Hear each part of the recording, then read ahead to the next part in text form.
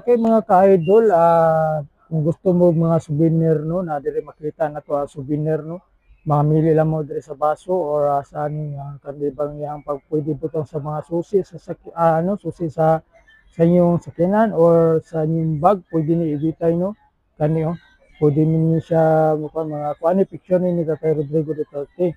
So napod tayo mga itong circle na no, na ibutang sa mga pwede sa bag, pwede po sa ID. So ayan po no, makikita natin.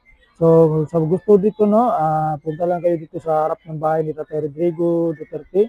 Available po ito ngayon. So let's go!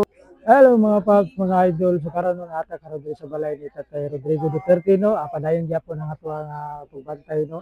So karon makita nato sa tumbikulan no, mao ni ang balay ni Tatay Rodrigo Duterte.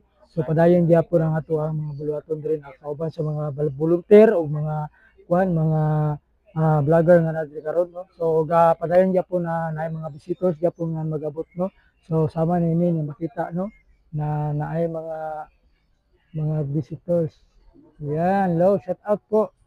Ayan po sa mga visitor po na galing po yan sila na taga saan kayo?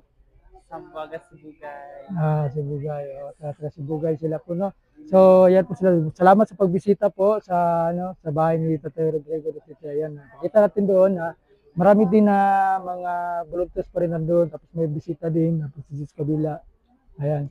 So, patuloy pa rin tayo no. So, patuloy natin suportahan po si Tatay Rodrigo Duterte. So, ayan po. Let's go!